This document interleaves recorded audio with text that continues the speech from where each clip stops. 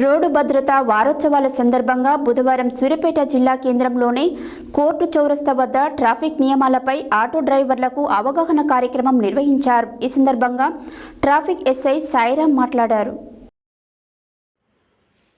Road భద్రతా వారోత్సవాల సందర్భంగా బుధవారం సూర్యాపేట జిల్లా కేంద్రంలోని కోర్టు చౌరస్తా వద్ద ట్రాఫిక్ నియమాలపై ఆటో డ్రైవర్లకు అవగాహన కార్యక్రమం నిర్వహించారు. ఈ సందర్భంగా ట్రాఫిక్ ఎస్ఐ సాయిరాం మాట్లాడుతూ ఆటో డ్రైవర్లు ప్రతి ఒక్కరూ డ్రైవింగ్ లైసెన్స్ కలిగి ఉండాలని అన్నారు. ప్రతిరోజు తమ వాహనాల కండిషన్ చెక్ చేసుకోవాలని, ప్రయాణికులను క్షేమంగా గమ్య స్థానాలకు చేర్చాలని అన్నారు.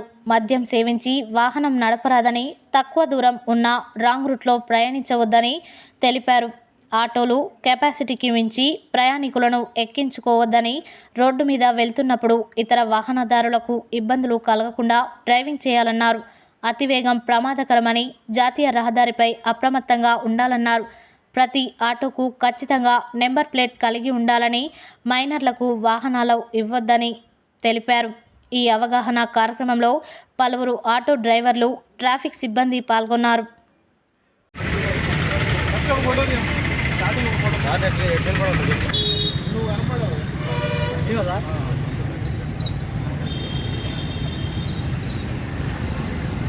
ఓకేనా?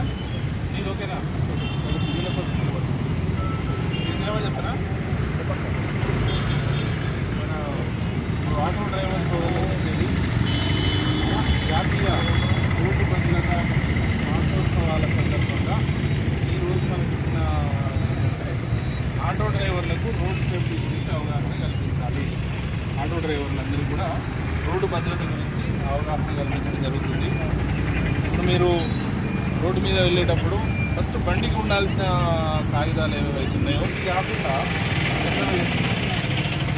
బస్ స్టాండ్ మెయిన్ జంక్షన్ వల్ల మీరు ఇష్టం ఉన్నట్టు ఆటోలు సడన్గా తీసుకున్నారు, సడన్ తీసుకున్నారు, అడుగుతున్నారు, అటువంటి పరిస్థితుల్లో మీరు జాగ్రత్తగా పోతే ఇతర వాహనదారులు కూడా జాగ్రత్తగా ఉంటారు. వాళ్ళు మంచిగా ఉంటారు. నిన్న ఒకటి అగ్రికల్చర్ మార్కెట్ ఒక ఆటో పడిపోయింది. అంబేద్కర్ మమ్మల్ని తెలియదు ఆటో వస్తుంది. ఆ గేట్లకి వెళ్తే ఒక ఆయన బైక్ తోటి వచ్చి ఆయన స్పీడ్ ఉన్నాడా, ఈయన స్పీడ్ ఉన్నాడా కానీ ఆటో కొడతా ఉంటాం. మనం సీట్ బెల్ట్ కనుక పెట్టుకుంటే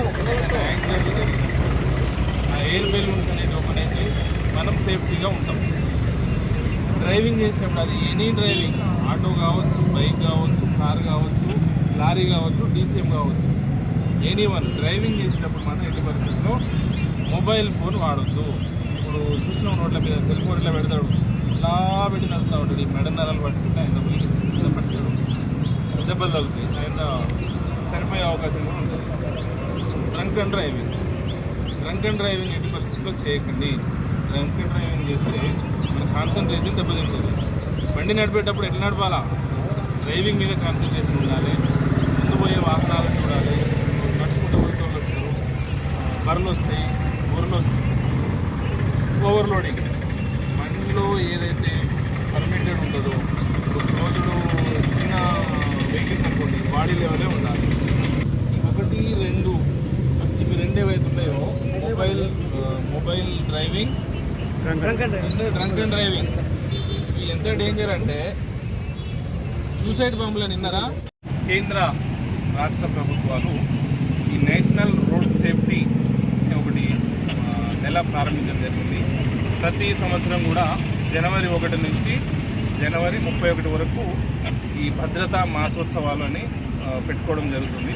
దానిలో భాగంగా ఈరోజు మన ఆటో డ్రైవర్ సోదరులకు ఈ భద్రత గురించి కొన్ని విషయాలు చెప్పడానికి ఇక్కడికి రావడం జరిగింది. ప్రతి ఆటోకి కూడా ఉండాల్సిన డాక్యుమెంట్లు కంపల్సరీ తీసుకొని ఉండండి. ప్రతి ఒక్క ఆటో కూడా రిజిస్ట్రేషన్ చేసుకొని ఉండాలి. ప్రతి ఒక్కరు కూడా ఇన్సూరెన్స్ చేయించుకోండి. ప్రతి డ్రైవర్ కూడా లైసెన్స్ అనేది కంపల్సరీ.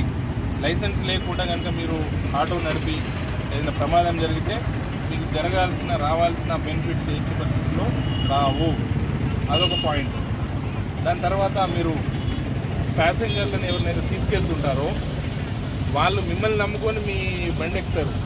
క్షేమంగా మమ్మల్ని మా ఇంటి దగ్గర దింపుతారనే ఉద్దేశంలో మీరు అంతే క్షేమంగా అంతే నమ్మకంతో మీ బండిలో కూర్చున్నటువంటి ప్యాసింజర్లను వాళ్ళ గమ్యస్థానాలకు చేర్చండి.